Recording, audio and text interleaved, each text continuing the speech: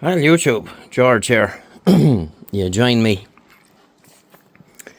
at the first opportunity we're getting to play with the Colchester. So the first thing we've done is we topped up the oil. It was a little low in the quick change box, and needed a good 3 litres in the tank for the headstock as well. Fill that up here. I have to get more because there's a dipstick on this tube here, so it's not even, it's about, the oil level is about there. We need to come up to about there for the register on the dipstick, so we'll get some more of that. But it's okay. It's okay. So I cleaned up the chuck. I couldn't bear looking at it, so we gave that a bit of a clean up. Now it'll get a better clean up than that when we take it asunder. So I am going to rip into it here now, and we'll get the tailstock off and the steady rest and the backsplash, and we'll see where we go from there. So we'll bring you along when all that's done.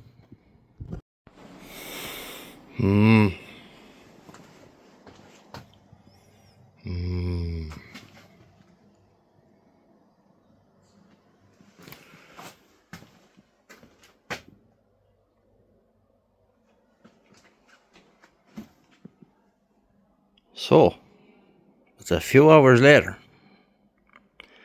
and this is as far as we've got. So all the ways are cleaned, and cleaned all this as best I could, and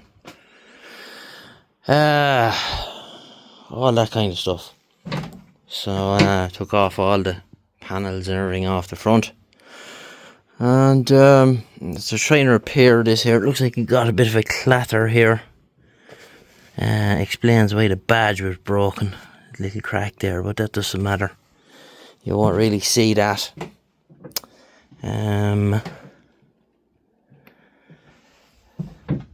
So next steps are to get the lead screws and the power shaft out and the switch shaft. Get the apron off. Have it draining there, and there's all sorts. There was a good sup of oil in it, yeah, but whatever's coming out of it now is not oil. It's like a 4-year-old boy with a runny nose, let's put it that way.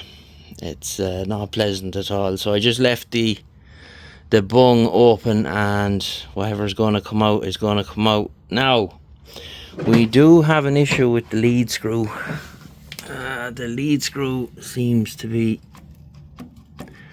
brokehead, so we won't know what we're dealing with there until we get the apron off and see what's going on. To me, it looks like it was crashed, as in somebody crashed it either into a chuck or into something, because the shear pins are broken here as well. You see there, that's not, the shaft coming out of the gearbox is not turning, but the lead screw is, so it has all the hallmarks of it. But no matter, we can fix all that, and there are bits of it everywhere, like I said, but it's coming on. I'm pleased with how the ways came up, because they were not the best. So I just saw there's dirt on it now, because I hosed it all down with oil when I was finished, just to stop it from flash rusting. We popped the cover off the headstock and had a look inside, and everything seems tickety-boo in there. And we checked the flow from the oil pump, which is quite good pressure. And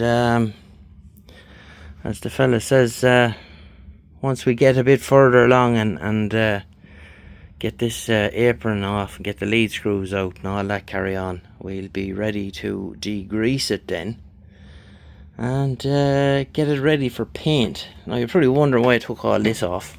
It's just easier than trying to work around it. So that's the first part of the question. The second part is that I wanted to open this up because I'm going to change this around a little bit. So we'll have this emergency stop does not latch, and it should. So what we're going to do is we're going to have a latch and emergency stop, we're going to have a stop button, we're going to have a start button, and we may or may not leave the coolant button there, I don't know. We are planning, that inverter is only temporary there. I have a 7 kilowatt inverter on the way for this. Loads of headroom because there's 5 horse motor on this machine. In the original video when I done it I said 2, don't know what planet I was on when I put the inverter on it, probably because I was so used to dealing with 2 kilowatt motor, 2 horsepower motors back then. But this is a 5 horsepower motor and we want a bit of headroom. This is running it fine, it's a 4 kilowatt but it's right on the limit, you know, you have no headroom, so you're as well off to have a bit of headroom there, as the fella says. So we have the DRO ordered for it as well, and we went with the same one that we put on the Bantam, the Sino SDS2V6 or 6V2 or whatever the hell it was. And notice too, she's a split bed as well, same as the Bantam was. So I really hope they find the chip tray for it. I know you could make one, but to have the right one for it would be cool, because it has the drain for the coolant tank there. Now there's the coolant tank. I took it out. I don't know, was it leaking or something at some point? Because somebody seems to have covered all the walls of it with silicone. And not too sure what that was about, but yeah, we got the back splash off. It's, you know, it's not in bad nick. There's no big lumps gone over it anywhere. It's in reasonably good condition. You know, I do maintain it was left out in the rain for a while, that's why it was so rusty. I'd say it spent a few weeks out in the rain. But no matter, however, somebody had some breed of a cover. Where is it? They made this. This is a very homemade looking cover. They had this in here. It was retained by that bolt. Now we may expand on that and make it a bit better, that it goes all the way across for a start. I suppose it's a good idea to keep all the crap over here. Yeah, we can expand on that idea. So we have all the other bits and pieces here, all the various different nuts and screws, and this is the drive for the thread counter, but you know, yeah, and that's the stud for it there. That's the cover for the lead screw.